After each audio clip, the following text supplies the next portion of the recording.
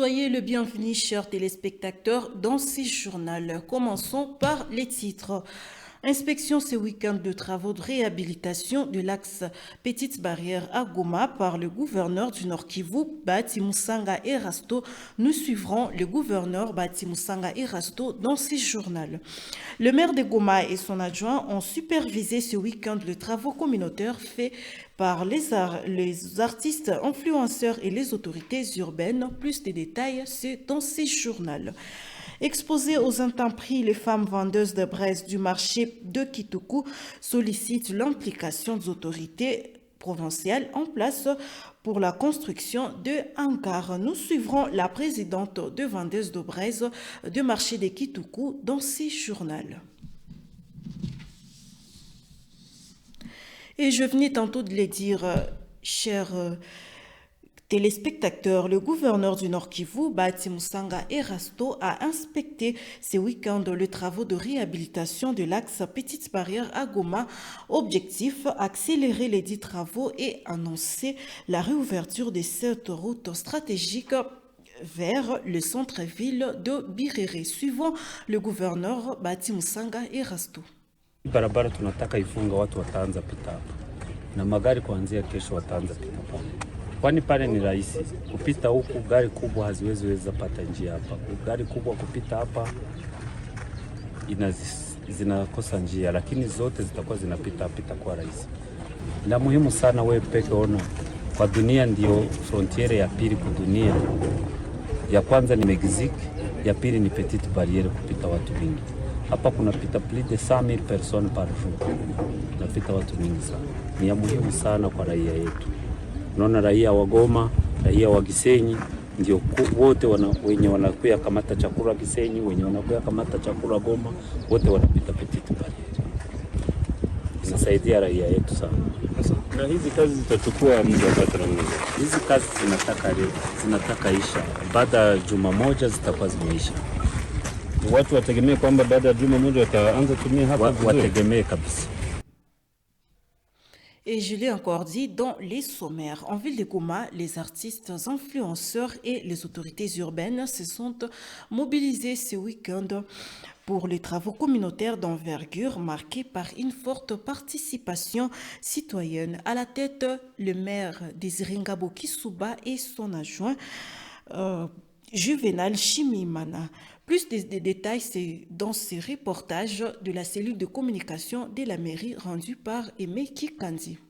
Ce samedi 11 avril 2026, la ville de Goma a vibré au rythme des travaux communautaires communément appelés Salongo. Artistes musiciens, comédiens et influenceurs ont massivement répondu présent à cet appel citoyen. Aux côtés du maire de la ville, Désiré Ngabo Kisuba, et de son adjoint Juvenal Chimimana. Le marathon de nettoyage a débuté à la mairie de Goma avant de s'étendre sur le boulevard Kanyamwanga jusqu'au port de Goma. Sur les rives du lac Kivu, participants et autorités se sont mobilisés, balais à main, pour assainir les espaces publics et redonner à la ville son image de propriété. Dans une ambiance de solidarité et d'engagement, tous ont uni leurs efforts le long de la route pour chuter à nouveau à la mairie de Goma, point de départ de cette initiative. Pour les artistes, cette mobilisation vise avant tout à montrer l'exemple et à encourager la population à s'impliquer activement dans le développement de la ville. Hiki ni kitu siye tumeanza na majivuno yetu yote na masifa zote zenye tuko nazo na connaissance zote zenye tuko nazo mu niveau mondial. Tumeanza kufanya hivi kusudi tupatie mfano mzuri raia. Basi kwambie de 8h à 10h ni Salongo, we njo wakati ya kulala. Hapana, wakati ya Salongo ni Salongo, tutakatishe mkini wetu. Ni siku ya kwanza meya anaingia mtereko meya, tumuunge mkono, tutengeneze mji wetu na nawaza tutakuwa bien si bote. Du côté des autorités urbaines, Désiré Ngabo Kisuba, maire de Goma, insiste sur l'importance et l'implication collective des travaux communautaires, estimant que la construction de la ville passe par l'engagement de tous. Tunaweza fanya tour ya ville sawa tunafanyaka chaque samedi ili tuweze kuhakikisha kama mji uko safi. Parce que nous comme autorité urbaine hatuwezi kala ndani ya mabiro na hatujue nini iko naendeka ndani ya mitaa. Voilà pourquoi tumeweza kufanya ronde leo pamoja na waartiste wote ili tuweze kuhakikisha kama mji iko safi. Chaque jour nous produisons des déchets chaque jour nous produisons des immondices et nous devons faire en sorte que nous devons nous rassurer que ile uchafu ambao tuko na produit tuko naenda iweka madepotoir eno katikati yetu ama ndani ya mabalabala zetu. Ndio maana tunaweza kuzunguka pamoja na hivi tumerudia tena hapa. Ni furaha sana, na hivi mimi nadhani ça doit servir d'exemple kwa population yote ya Goma.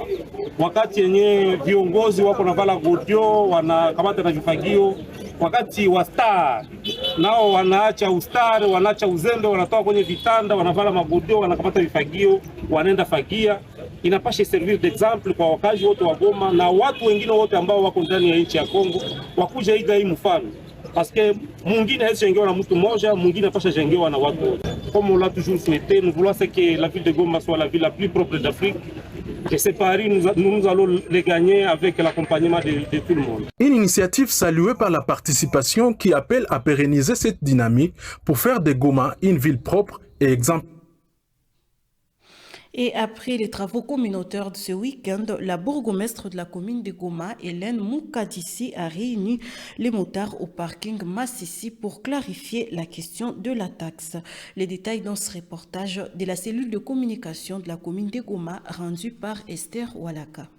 À l'issue des activités communautaires dites Salongo, Madame Hélène Moukadissi, bourgmestre de la commune de Goma, a tenu une séance d'échange avec les conducteurs de motos réunis au parking de Massissi.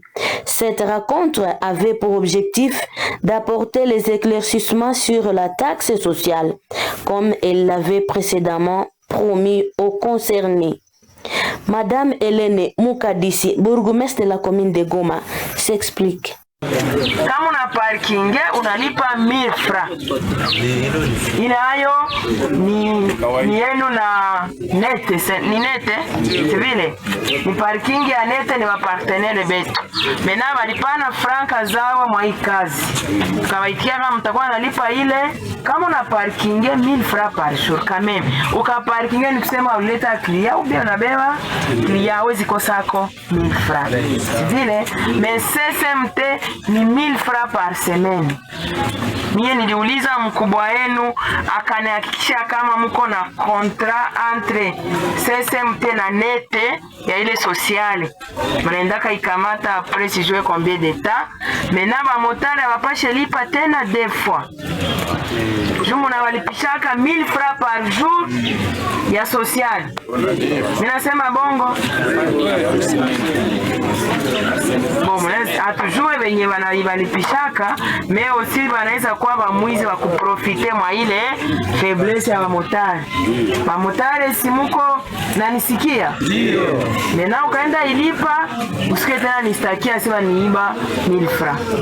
Prenant la parole à son tour, un responsable de l'association de motards CSMT a salué l'initiative de la bourgmestre et a ajouté quelques mots pour sensibiliser ses membres au respect des mesures prises pour le bon fonctionnement du parking. Tunashukuru sana kwanza mkubwa kutualika hapa na kutukutanisha na wamotari. Hata tunakuwa nao wakati yote, lakini presence yako mkubwa ni lazima sana. Hisi mama anasema tunapasha kwa tunatuma waja mutere, lakini hawatafanya kazi ambayo tuliwatuma. Na ndio maana biro iko pale, kama kuna kuwa shida mnaleta malalamiko yenu juu tuweze gisi ya kuitatua. Par rapport à la caisse sociale, CSMT ni coordination ya province yenye na gere ba motare yote mu province ya Nord Kivu. Tuko CSMT ko Lubero, CSMT ko Ruchuru, CSMT ko Masisi, CSMT ko hapa Goma na Nyiragongo. Kama tulitia caisse sociale hatukuitia juu kuwanyanyasa. Tulikutana kama mnakuwa na shida nyingi sana, inaomba tukua nafanya ile contribution. Mkontribue ile 1000 francs ya kusaidia ndugu yako kwa wakati ya shida mtu ajo wake. Mheshimiwa, kwa sasa tunatoa ku morgue kuko motari wa Masisi wa Mweso alifanya aksida depuis le mardi hapa ukimashini. Tuliweza kufuatilia tukakamata koro yake kutoka pale ku hospital tukepa ku morgue ya hospital general. Tumelipa morgue, tumeuza serkei, tumeuza na manguo na madra na tumewapatia na gari ya kubeba maiti mpaka Mweso na koro imetoka hapa sasa hivi. Ile 1000 francs haiko itoa kwa mkono yangu, hapana. Ni 1000 francs yenye motari wa Masisi alipanaka, wa Ruchuru, ya hapa Goma na nafasi zingine. inasaidia deja ndugu yetu motari. Siku ya shida hailagaki. Sasa hiyo shida ya net mnasema sisi tunalipisha 1000 francs par jour, hapana. Tunalipisha 1000 francs par semaine kujuma. Il convient de retenir que la société NET et l'association CCMT des motards travaillent en étroite collaboration au parking Massissi pour garantir la propreté, l'ordre et une meilleure organisation au bénéfice de tous. Travaux communautaires d'Issalongo au sud Kivu, c'est samedi 11 avril. Les membres du cabinet du gouverneur se sont joints aux habitants de différentes communes de la ville de Bukavu. Objectif, participer à la propreté selon la vision de l'AFC M23. Les amples explications, c'est dans ce reportage de la cellule de communication du gouvernorat du sud Kivu. Suivi des travaux communautaires Salongo, organisés chaque samedi de 8h à 11h, le gouvernorat de la province du Sud Kivu a déployé les membres du cabinet du gouverneur Patrick Boussoubangui Chombo sur plusieurs axes de la ville de Bukavu. Ces descentes avaient un double objectif: participer avec les habitants aux travaux d'assainissement et sensibiliser les populations des 3 communes de Bukavu, Ibanda, Kadutu et Bagira aux motivations de la révolution menée par l'Alliance Fleuve Congo AFC M23. L'équipe, dirigée par le directeur des cabinets adjoints en charge des questions économiques, financières et de développement, 5AD, a supervisé les travaux communautaires sur les avenues Pesage et Irambo jusqu'au marché de Nyawera dans la commune d'Ibanda. À l'issue de ces travaux, le DIRCABA s'est adressé à la population. Son intervention a porté sur plusieurs volets, notamment la sécurité, le vivre ensemble et l'intégration des jeunes dans les rangs des forces de sécurité, entre autres l'armée révolutionnaire congolaise ARC, la police révolutionnaire et l'autodéfense. L'AFC M23 a pris les armes pour amener le changement au sommet de l'État de la RDC pour lutter contre l'inégalité sociale, la haine ethnique, le tribalisme et d'autres fléaux. Développement inafuataka sécurité. Nini njoo inaendaka mbele? Développement inaendaka mbele ya risasi. Risasi kwanza kisha développement inakuwa inafuata. Ndio kisi vinatembeaka. Alors, si tungali mufuro ya vita ya kupambana na ule bwana.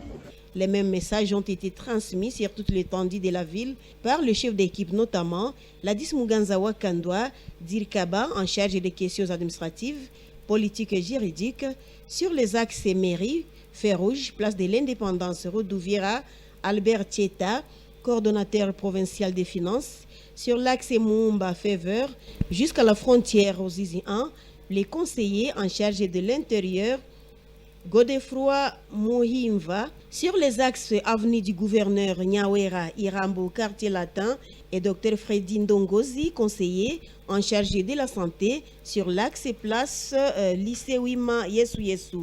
Tunapenda ile Salongo tukamata, hatuyamaliza, tutakifanya tena le samedi. Tunakuja tena pale tupanule barabara yetu.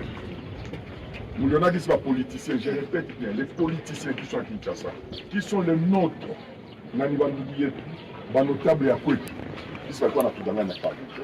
Et pourtant hii barabara inaenda pale, mchama yetu atupendeke kusema mingi, kitu tunatumika par action. Le constat est qu'il y a un relâchement de la population dans l'exécution des travaux. Par ailleurs, les associations chargées de l'évacuation des déchets ne sont pas à la hauteur de leur taille. Et la diversité culturelle constitue une véritable richesse en République démocratique du Congo.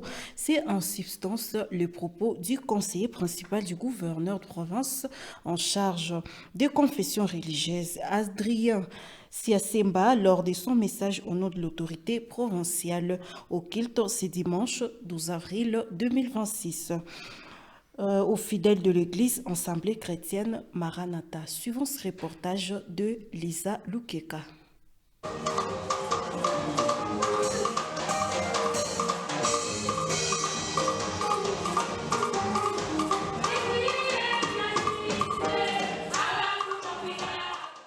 La diversité culturelle constitue une véritable richesse en République démocratique du Congo. C'est en substance le propos du conseiller principal du gouverneur de province en charge de confession religieuse, Adrien Siasemba.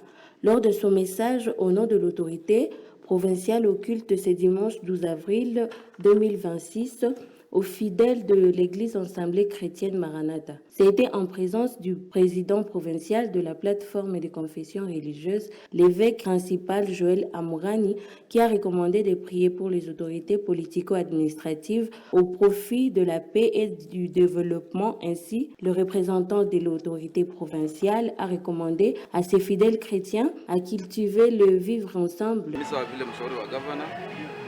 Ilipendeza leo tuje kutembelea kanisa la mahali hapa, sote tuwapatie ujumbe wa kuishi pamoja, ujumbe wa unite, ujumbe wa kuambia wazazi, wa kuambia viongozi wa kanisa, wafundishe watu kuishi pamoja, unite. Ndio maana tulifika mahali hapa kwa kanisa la Assemblée Chrétienne kusudi tuambie wachungaji, tuambie viongozi wafundishe watu kuacha jambo la ubaguzi wa makabila, sababu Biblia inatuambia kwamba tupendane, na haiwezekani kumpenda Mungu ambaye haumuone na haumupende jirani yako ambaye mnaishi naye au ndugu yako. Na bila upendo, Biblia inatuambia kama hakuna atakayemuona Mungu. Ndio maana tulifika kusudi tuwaambie, wafundishe na wadumishe sana kufundisha Wakristo waamini, tuache ubaguzi wa makabila, tupendane ndugu kwa ndugu. Sentiment de satisfaction pour le bishop Elisha Mwamba qui salue cette visite du représentant de l'autorité provinciale. On l'écoute. Amani haiwezi kuwa wakati yenye kuko kitu yenye wanaita tribalism. Wakati ningali nasema wewe ni mtu fulani, huyu ni wa kabila fulani na huyu wa kabila fulani. Ni kama tulishakuwa na kitu yenye wanaita umoja na upendo, haki kusema maendeleo itakuwa. Kwa hiyo tunasema asante kwa ajili ya Son Excellence, na tunasema tena asante kwa ajili ya Son Excellence Evêque Principal, lakini pia na sisi tunasema hivi kwa ajili ya wageni wetu, wakati mtafika muambie viongozi kama wale waliwatuma, muambie kama tunawapenda na muambie kama tulipokea ujumbe na tutaifanyia kazi. Tunafurahi sana kwa sababu hii ndio ujumbe yenyewe inapaswa kufanya namna gani kutusaidia kusema tudevelope province yetu ya Nord Kivu. Amina. Il importe de citer qu'au cours de cette visite, le représentant de l'autorité provinciale a recommandé à l'assistance de consolider la paix et la sécurité déjà acquises grâce à l'AFC 123. Et les femmes vendeuses de braise au marché de Kitoukou exposées aux intempéries sollicitent l'implication des autorités en place pour la construction de hangars au sein de ces marchés afin d'exercer bonnement leurs activités. Ils l'ont dit ce lundi 13 avril 2026 au micro de Gérard Hangui. Suivant la présidente de vendeuses de braise du marché de Kitoukou, Mado Bietou. Magumu yenye shiba churuzi ya makala tuko nayo. Tunaomba msaada kwa viongozi wetu benye biko wanatuongoza. Shida tuko na mwa hii makala, jua inatutesa sana, tunauzishaka nje. Na vile wewe peke uko journalist unaona vile jua iko inatutesa. Jua ikawaka inatuakiaka nje ti magharibi. Mvula ikanyesha inatunyeshea, tunalobana mangwena tukaukia, biashara makala nazo zinalobana. Yenye tunaomba sasa vile viongozi wakuu wa nchi yetu batusaidie, bakutujengea hata maangare. Tunateseka sana. Ni msaada yenye tunalomba kwa viongozi batusaidie na shie batutilia hata maangare huko msoko ya makala. Tunalipa taxe papa, vyote tunavifanyaka vrema, batusaidie. Ni msaada yenye tunabalomba juu ni bazazi yetu basikie malalamiko ya watoto. Bachuruzi bote leta ikisha tuambia tulete mchango yabo, balete mchango, abatakatala juu mateso ni yetu shi bachuruzi, haviwezi shindikana, bakatuongoza tu polepole kwa roho ya upendo na ya huruma. Et c'est par là que nous bouclons cette édition du journal. Chers téléspectateurs, merci de nous avoir suivis et à la prochaine.